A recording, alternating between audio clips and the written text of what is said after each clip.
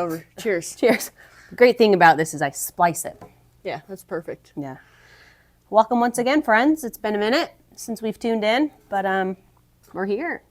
Yeah, we're doing our monthly Badger Archery podcast, and we've things have been busy at the shop. We wrapped up our winter leagues. We had a great turnout for leagues. Saw a lot of improvement across all of our archers.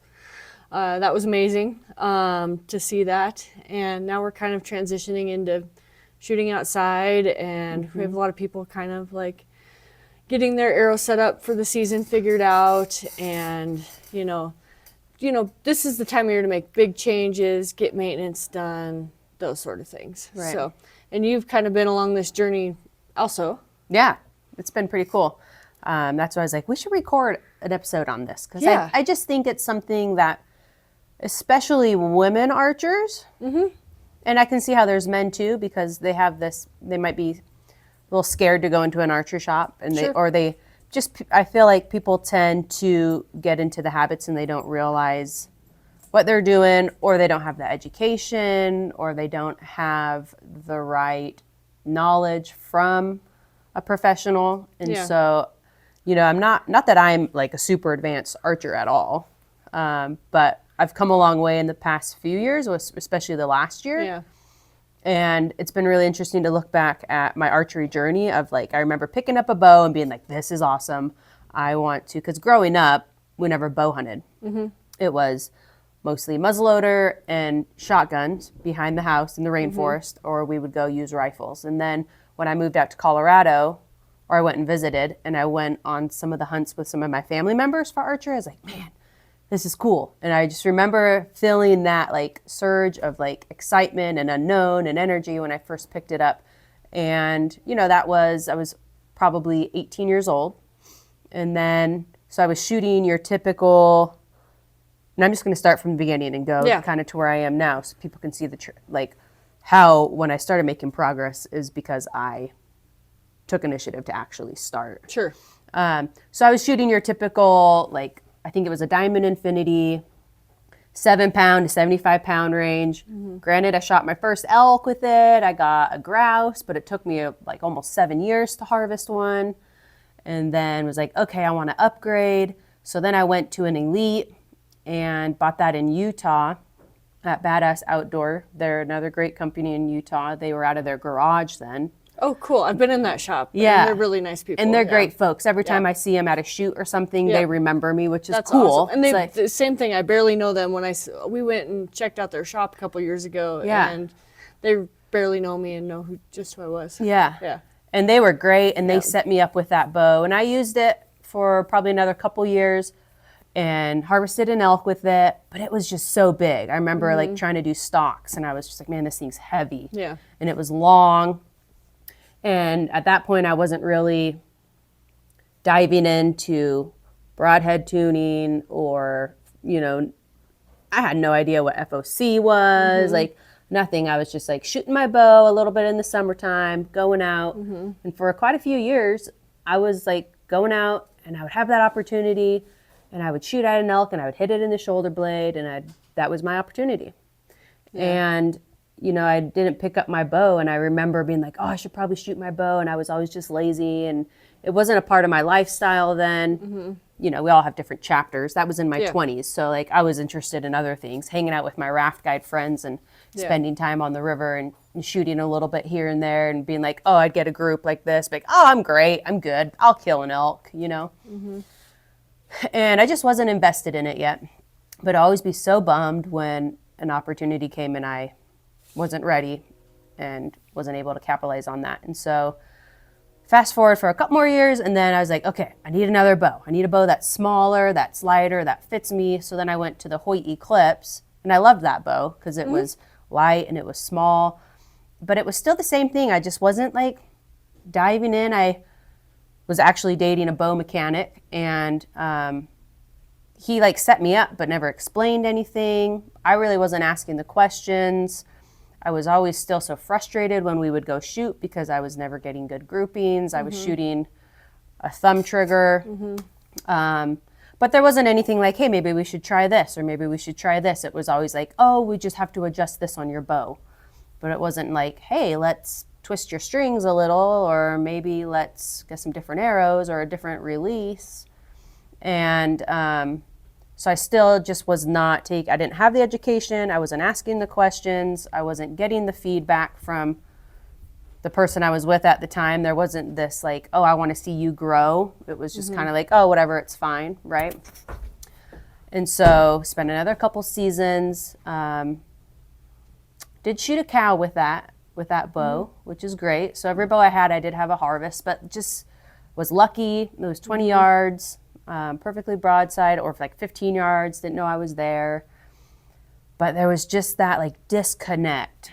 And once again, I was still barely shooting my bow. And then I started doing Western Hunt Fest in Colorado. So they host events where you go, you shoot a 3D course, you have to do the physical components. And I was shooting so much, and I was still using that thumb trigger. I was competing in Western Hunt Fest, and I got the first glimpse of like, ooh, this community is actually really cool. Like, you show up to these events, you don't really know anyone, but there's such great support. Everyone wants to see you succeed. Everyone's cheering each other on, even though they're kind of competing against each other. And that was the first introduction I had to really like, oh, there's a community behind all this. And really loved that. Still was not doing great in archery. Like, I would shoot and shoot and shoot, and my groups were still like this. And I'm just like, why can't I hit where I'm aiming? I'm getting so frustrated. And then I was getting in my head, and then started getting trigger panic a little bit, because Like snowball effect. Snowball effect, exactly. And I'm just like, how am I not progressing? I've been like consistently shooting for a year, shooting through the winter, through all the seasons, and would go and compete and would shoot okay. I mean, I took first place the first year, and I think it was just a lot of luck.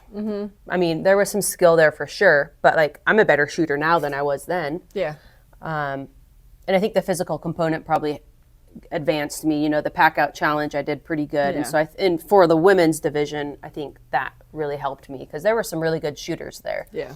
Women who are shooting, you know, back tension and things like that. And I was still on that thumb trigger. So another probably year goes, and then I meet Jesse, and then we're shooting. And I love the fact that he would just be like, hey, you should try this. So I think we were only together for a little bit, and we were shooting our bows, and he's like, try this release. And it was, I don't know if it was, I think it was the hinge. And it went off really fast, and I was just like, whoa, you know, like your typical surprise. And he was like, maybe let's not get you that, but what if we get you the, what's the name of the thumb one that I have? It's The Onyx. The Onyx one. And so it's still a trigger, but, you know, if you use your back tension, it will go off. So I was using that, and once I got that, I was like, oh my gosh, starting to get really good groups again, and all that trigger panic started going away. And I was great, and I was just shooting the furthest I've ever shot, and I started learning more about archery because that confidence started coming back. And I was looking forward to shooting, and we would shoot all the time, and I would be taking, you know, 70, 80-yard shots at angles I've never thought I would shoot before. So I was climbing, learning more, right? And then I was like, oh, had another season, and then boom, missed like 4 antelope. And I was just like, what is my problem? Why can't I hit anything? Like, I can shoot great at a target, you know? And I'm like, okay, Sarah, it's time. I want a new bow. Because that Hoyt was great, but it only maxed out at 50 pounds. And you were a little scrunched up on your draw length too, and there was no adjustability there. And I didn't know that until you showed me. Yeah. And that's the other thing, is like, I came in and I was shooting, and you're like, oh, you're really kind of like leaning in and hunching in, and it's because that draw length was just a little short.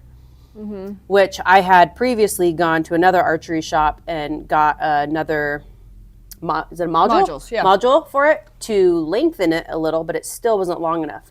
You would think that archery shop would have been like, hey, let's shoot it. How does that feel? But they just asked me, oh, how does it feel? And I'm like, I mean, I guess it feels good. I don't know. I can't see myself from the outside. Right. You know, but I was still, even though it gave me a half an inch or so, I was still kind of coming in like this. Yeah. And you're not, right. Yeah. And I think, you know, everybody has a different eye for this too, watching somebody. When you're like within a half inch of where you need to be. It can be really hard to see if somebody's draw length isn't quite right. And so, you know, a trained eye helps, but also like, you know, as a shooter, you know, you get, you know, how is your hold? How, you know, what is your pin doing? Is it bouncing all over the place? A lot of times, like a shorter draw length, you might get really, like, you might be bouncing around a lot, and you could probably still feel you were a little scrunched up, and, you know. Yeah. But when I was in it, I didn't know. Right, totally. You know, because I was just like, oh, and then you pointed it out, and it's like, okay. So then I got super frustrated. You know, it's just like that year I like climbed, got a new release, was shooting really good, and then I missed all those antelope, and I was just like, man, I really want to be able to shoot further than like 40 yards, because anything above like 40 yards just was not. I was losing so much speed, and I was all over the place, and so came in. If you can shoot more poundage, why not, right? Yeah, exactly. And I'm like, I know I can pull more than 50 pounds. And I didn't even know. I thought my Hoyt went up to 60 pounds. And so I had it cranked up, and I'm like, man, I got to be at like 60 pounds. And I brought it into a different archery shop when I lived over in Livingston. And they're like, oh, this only maxes out at 50. And I'm like, I felt so embarrassed. I'm like, I didn't even know that my own bow. And I'm just like, Draya, come on. You got to like know you got to know your equipment. Right. Right? Like I was pretty embarrassed. I was like, oh, because I was like, I'm shooting 60. And they're like, no, you're not. You're not shooting 60 pounds. Yeah. And so then I was like. It happens all the time. Yeah. So I was super embarrassed. But then I was like, oh, I can pull 50 back. Great. I know I can pull 55, hopefully 60 by season, you know? And so I'm pulling 53 right now, and I feel great. So we're going to bump it up, and I'm going to get to hopefully like 55. And I know I'm going to feel pretty good there. But the goal by hunting season is 60. And if I don't get there, that's fine, you know? Yeah. Before we go on. Yeah. Continuing the story, do you have some insight on poundage and what you think is doable for women and what's going to get them through? I mean, so first off, you're going to get out of it what you put into it. If you're trying to get stronger and you're not shooting your bow, you're not going to get above, 45 pounds or whatever, and some people have shoulder issues and some of those things too that limit that. So I don't so much as worry about a number as much as I'm worried about what somebody is comfortable with. So a lot of ladies, when they start out, it's 25, 30 pounds. And then, you build your strength and everything. And the main thing is I want to see is somebody shooting with good technique.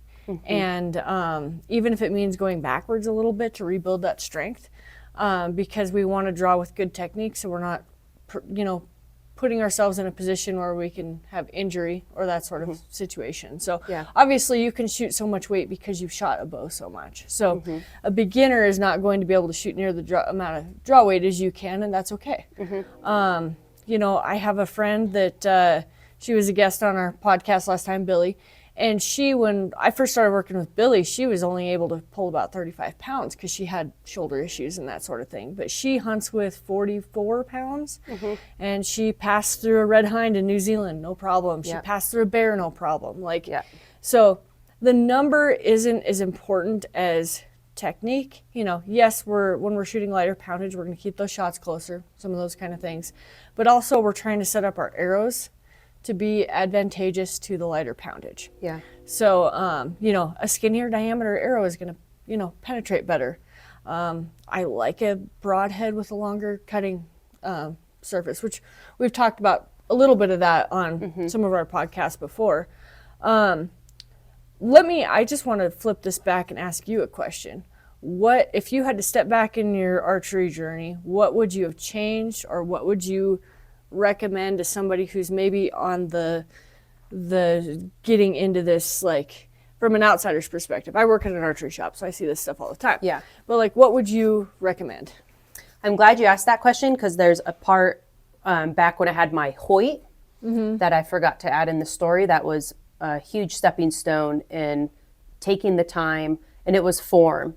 So for a long time, I was cranking like this, and my bicep hurt. Your bicep probably shouldn't hurt. And I was and I was pulling too heavy for what I could do, or I just had the wrong form. Yeah. And I see people doing it all the time, men and women, pulling improperly. And I'm always like, if you pulled correctly. And so what I did was cranked my bow down to 35, 40 pounds, and I just retrained myself how to pull it back. And, now in the spring, like if that's something you're wanting to do, this is the time to be doing it. Because that's when I did it. And it was like, I'm a long way from hunting season. Yeah. I've got some time. I can literally just shoot at 20 yards. Yeah. And I don't have to be shooting a long distance with a lower poundage. And so I think that's something, because I feel like it limits you. Like if you're not if you don't have proper technique and form, you're not going to be able to pull that higher poundage. Yeah. And you're also like, what are the chances of you getting hurt in the long run? Like that would suck. And so that was something for me that really kind of gave me that step. And like, now I can like pull 55 and feel really good with proper form. So like take that time if you're struggling with it and lower your poundage and go into an archery shop. Get some help with your technique. To get some help with your technique. Cause like I didn't know and I still formed bad habits, but I did a lot better than what I was doing, going from, and I'm going to try and find some footage. I would like to overlay it on this. Cause I remember like seeing myself and I would crank back like that, versus having that proper form. So like, and I just see it. It's so common. And that you don't know. Yeah. You don't know. You're like, oh, this is just how I pull my bow back. But you shouldn't be, I've seen people doing it at Total Archery Challenge, men and women. Yeah. And in the range, all over the place. Yeah. I that's one of the biggest things I see is people trying to pull too much poundage. And, it's like what I tell people, it's like you expect yourself to get stronger by not going to the gym. I mean, it's one of those things, like if I have someone who's trying to get their poundage up, it's like, you need to be shooting your bow for one, but also you need to be able to shoot your bow with good technique. So, but the only way you're going to build that strength is shooting is the best way to do it. I mean, there's definitely some exercises and stuff like that you can do, but honestly, shooting your bow is the best way to do that. So shooting your bow with good technique and getting some help, because there's a lot of people that think they know how to draw a bow correctly or think that they're giving good information, and sometimes they're just not. Yeah. So that's one thing that I see, but it's like you have to put in the time and you're going to get out of it what you put into it. So if you're not practicing your bow and expecting to be able to crank it up 15 pounds before season, you're going to put yourself into a situation where you're not going to be super comfortable. So,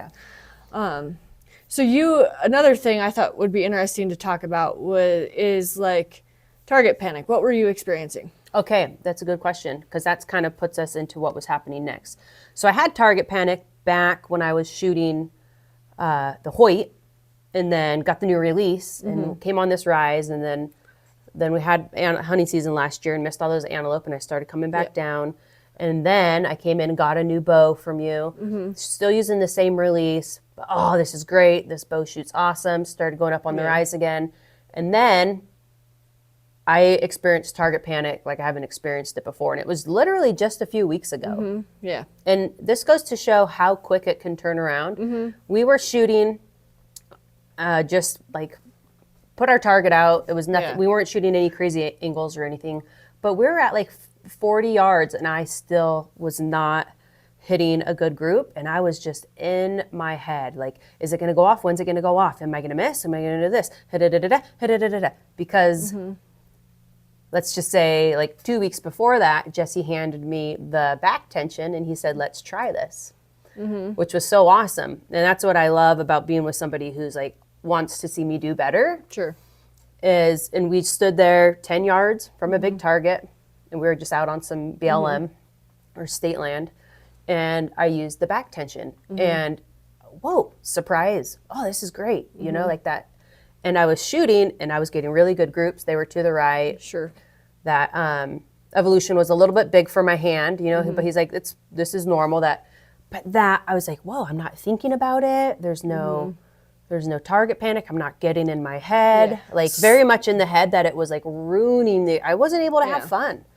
So when you say you were having target panic, tell me what you were experiencing. Let's define that a little bit. Just because I want people to understand, because I think anybody who has shot a bow for any period of time has had target panic in some sense or another. And I want to know what you were experiencing with your sight pin. Was it hard to get it in the middle? Was it anxiety when it wasn't? What were you seeing? Sight pin was all over the place. And so that being all over the place was causing me to be like, because I was with the trigger release, you know, I was really, like, I knew what I had to do, but I couldn't do it. I was like, I need to pull back, wrap my thumb around it, and pull back. Don't pull. And so I'm there, and I'm moving all around, and in my head, I'm like, I have to pull, but it's moving all over the place. I'll just punch the trigger. Yep. Because I know it's there. Like, I see it moving, and and it's there. I just punch the trigger. Yeah. There's so much noise going on. Yeah. And then I'm just like dreading the next shot. Am I going to make it? Am I going to miss the target? And then you start shooting further away, and your shots, pretty soon I'm hitting like the top of the target. And I'm like, how am I doing this? I used to shoot so good. Yeah. Just a lot of movement, a lot of noise. Wasn't enjoyable. Sure. Like, that's all going. And I'm getting emotional. I'm beating myself up. Yeah. This is no longer fun. Yeah. You know, what's my problem here? When it just comes down to like, well, your habits here. Yeah. What are you doing? And so then I was like, all right, Sarah, I want the evolution. Yeah. And so then I shot that thing. We went and shot. I literally tuned my bow in here. You got me some new arrows. Yep. Some thinner arrows. Turns out the arrows I was shooting were pretty heavy. Do you remember what that weight was? It was like 260 something. No, they were 425, which for a lady, I mean, I think you were shooting like in the low 200 feet per second. I think it was like 205 or something like that. So switching we didn't go that much lighter really on your arrows, but got you another 20 feet a second or so. Yeah. I think. I can't remember, but and the skinnier diameter is going to penetrate better.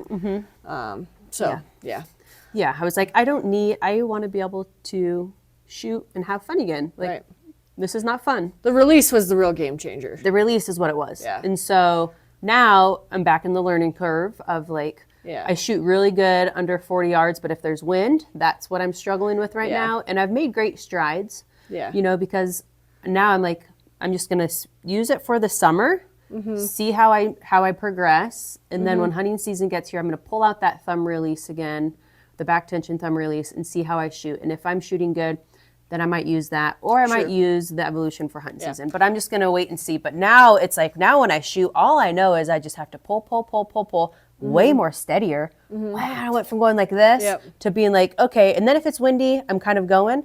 But I'm still so surprised that even when it's windy and I'm shooting, how good you do for how new I am to shooting that release.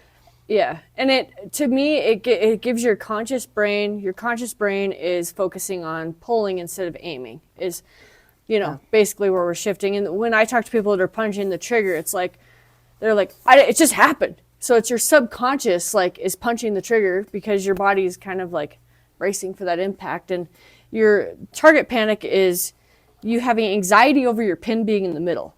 Like so you have that anxiety when your pin is in the middle, and so it causes you to freeze below the target. It causes you want to punch the trigger when it goes in the middle. Yeah. And so sometimes what we need to do is separate ourselves from shifting to that aiming process to getting a surprise shot. So there are people out there in this world that can punch the trigger successfully, but they're far and few between. And a lot of times mentally they find themselves, unless they're the rare person that can do it successfully, they find themselves getting into a point of target panic. So even if they don't have it at one point, they're going to get it in some form later. And I mean, my biggest thing for releases, I tell people it's not what release you choose, it's how you choose to shoot the release that you have. So if you have a thumb and you're getting a little punchy, it might be time to try something else. So the release that Draya is talking about is a resistance style release. So it's called the Carter Mini Evolution, and they have, Stan makes one as well, a resistance release. And I personally have found that resistance releases are very, very effective to help somebody get over target panic, along with a little bit of coaching, but like absolutely like easy to teach somebody how to execute correctly. Some people use a hinge to achieve the same thing, but you know, I see a lot of people dump at a hinge, like rotating it, firing it by rotating it and punching it that way. So this release is hard to punch. It can be punched, but it's a lot easier to do it the correct way. And so I find a resistance release to be a really effective tool to help somebody combat that target panic. And you may find yourself being able to go back to your thumb, execute it correctly with no issues. I personally, I shoot my evolution all the time just because I'm so comfortable with it. Yeah. Not to say that it's for everybody. Some people think I'm crazy for hunting with a resistance release, but it's also, it's what I shoot so much that I'm so comfortable with. So I can switch to something else and shoot fine, but why? If I'm so comfortable with it. Exactly. So whatever works for you. And that's just the thing. It's like so much about archery is okay, you use a thumb release and you can harvest animals. I know a lot of people who do that. Great. Whatever works for you, right? Absolutely. Yeah. I think the biggest thing about target panic that people don't take seriously enough is people are like, oh, I'm just a hunter.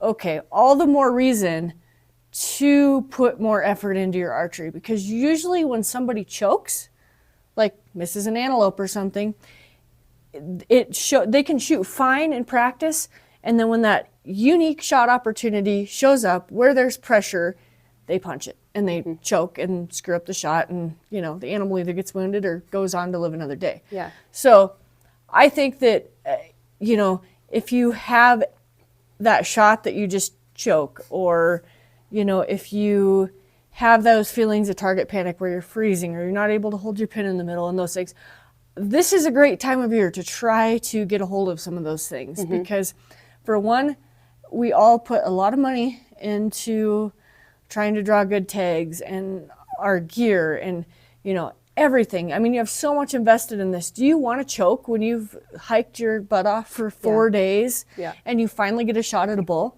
Like, you don't want to choke then. Especially if you are like a non-resident to Montana and you're coming out and it's like, oh, I don't get to hunt elk for another like 2 or 3 years. I mean, and as a guide, you don't want to work your butt off to try to get them a shot and have them screw it up. Yeah. You at least want to know that if they make a bad shot or if they miss, that they made the best shot they could. Yeah, absolutely. Yeah, so it's been cool. I'm super hopeful that I'm going to finally get some connecting on some animals this year. And, we were shooting the Sheridan Range a couple weeks ago, and it was that first, we had shot it the night before, and you were like, oh, look at Draya coming. I was shooting like 10s and 11s, remember? Oh, you were kicking our butts. You were shooting good. And I was like, oh my gosh, this is the most amazing thing. And I literally just got that release that day. And Yeah. With the new arrows. And I was like, all right, I'm convinced this is great. And I was, that anxiety was gone. The target panic was gone. I'm like, I kept telling you, all I'm thinking about is just pull, pull, pull. Isn't that, it's just a magical feeling when all that comes together. And so I was at this high, and then we go to shoot the next day, and it's windy. Yeah. And I'm crying. I'm like, Jesse, what's wrong with me? Why and can't the wind? That's the one downside to shooting like that style of a release is in the wind. It is not very fun to shoot, and so there's ways to execute it in the wind, like kind of knowing when to kind of push on the gas pedal to get that shot to go off. Yeah. It's a day that the trigger punchers win is when it's windy, is because they can really control exactly when that shot's going off. And when you're shooting that resistance, you're not exactly controlling the moment. So I still shoot mine even in the wind. And I know that I, preload, I'll load up on the back wall a little bit more. And if you, I've actually found that I still can be pretty steady in the wind with it. It's not a release that's a lot of fun to shoot in the wind, but honestly, when you have gusts of wind and everything else, I mean, it's not going to be fun to shoot a thumb either. Yeah, exactly. And maybe in a hunting situation, maybe some of those are shots you shouldn't take sometimes, so in the wind. So I'm like, when I've hunted and it's been super windy, I'm like, you know what? Hey, so we just recorded our podcast. It was amazing. It cut off partway through. We had a little technical error, so... Anyway, I guess my main message is if you have any questions or anything that you want us to dive into on the next one, please comment. Also help us share the word by liking, sharing. That's one great way that you can help us support what we're doing. And if there's anything you want to learn, we'll answer it. So if you subscribe to our YouTube page, we have some short videos on, they're called shorts. They're just some quick tidbits of information just to give you some quick pointers and help you out. Want to wrap it up with something cool? Go shoot your bows.